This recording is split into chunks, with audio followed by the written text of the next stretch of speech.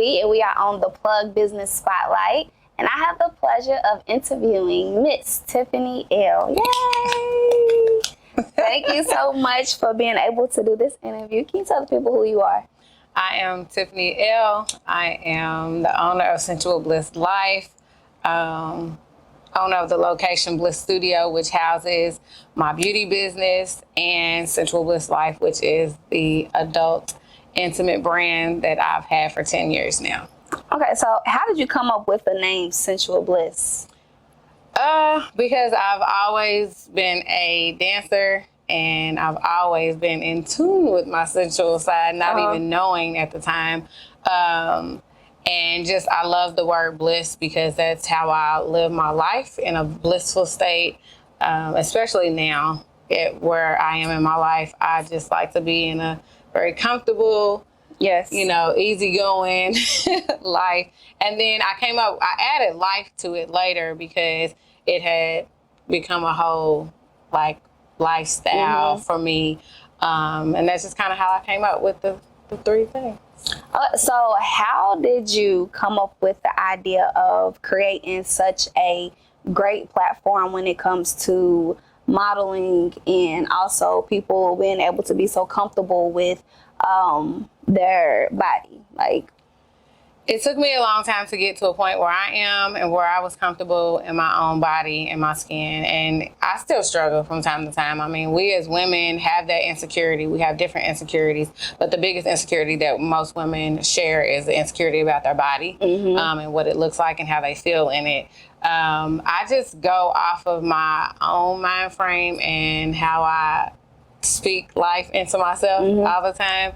And so that I can be comfortable. My goal was always to feel comfortable, feel sexy, and love what I see when I look in the mirror, whether I have clothes on or not. And that's the biggest thing.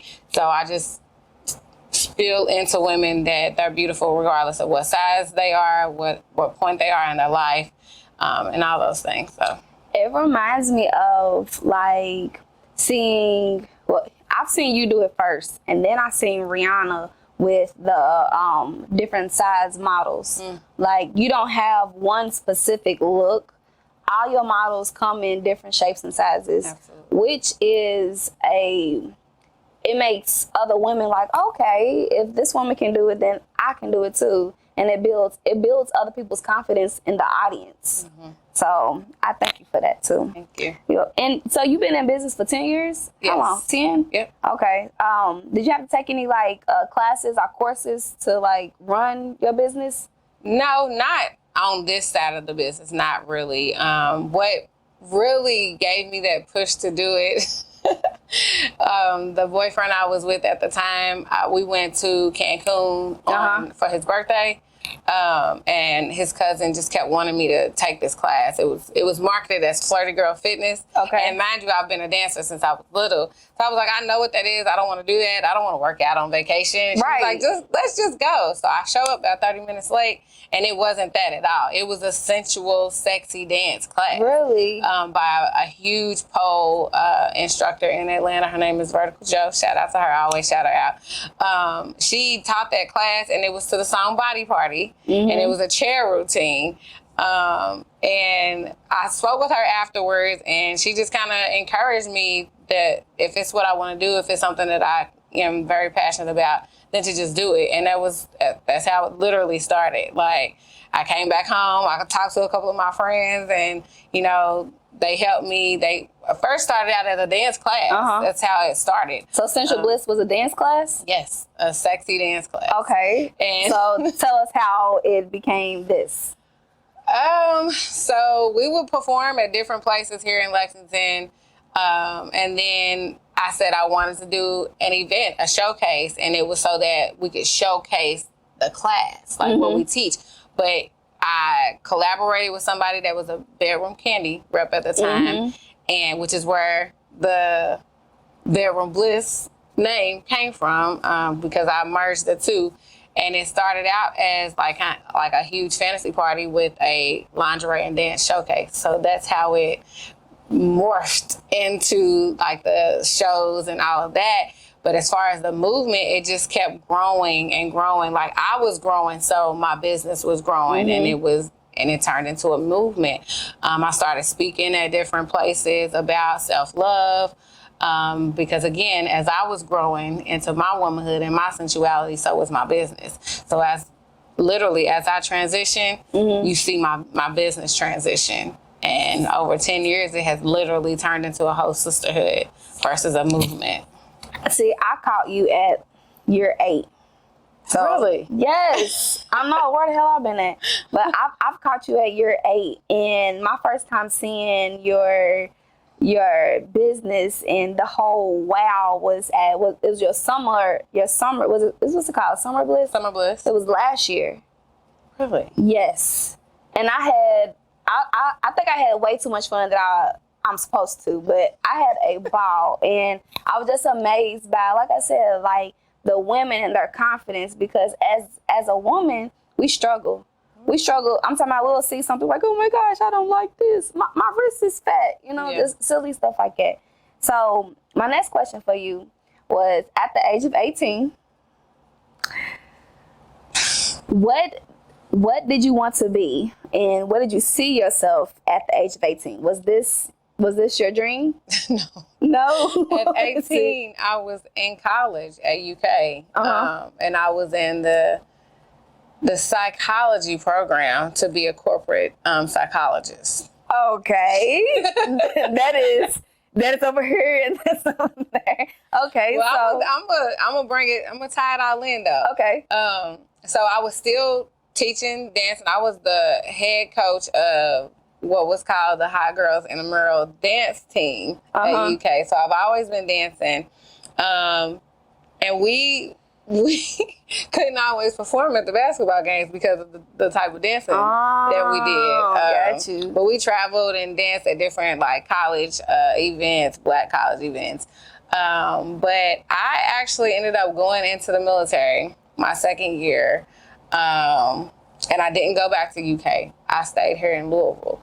So that gave me an opportunity to branch out with people that I knew. So I started coaching back at my high school for step team, and I was coaching in the city with the dance team. Okay. So 2 of the girls that danced for me back then had started. They were 2 of the ones that helped me start. But one of them didn't continue because she ended up getting pregnant. But the other one made it all the way up until last year with me. Really? So 9 years in the business, we we carried this. We taught classes, did events and stuff together. But I say that I'm going to tie it all together with the psychology thing is because, as you know, I am within my second year of being a certified sexologist. So it has kind of come full circle because I'm coaching. I am, doing these sessions with couples and individuals. So I'm still kind of in that same field. I'm not a certified, counselor or therapist, but I'm still doing what I originally was interested in college. Right. Because that's not what my degree is in now. But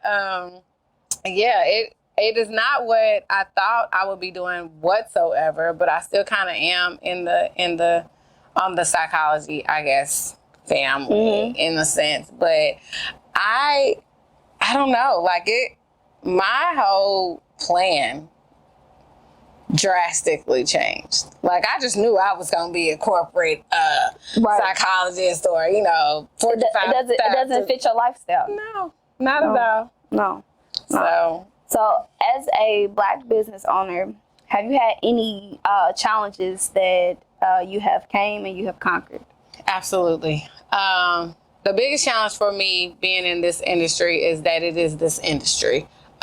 Regardless of how professional I am, what rooms I step into, a lot of people still look at me as just having a sex business. At the end of the day, I am in that industry, but it's just not a one-stop, this is what it is, you can't chalk my business or me as a person or professional up into one category. So I do still kind of struggle with that, but at the end of the day, I have to run my business the way that it needs to be ran and represent my business and myself as a professional. So regardless of how one sees me, that door might not be the door that I need to be in. So I just have to keep pushing. And that's with any industry. I mean, even as a licensed cosmetologist, like, I mean, that just may not be the client for me, or that may not be who I need to be affiliated with. So at the end of it all, you just got to keep pushing. You got to persevere. Right. So how long have you been in this building? Because this is pretty, by the way. Thank you. I actually have only been in this building since December. I officially opened this location in January. So have you had any other locations, or this was your first?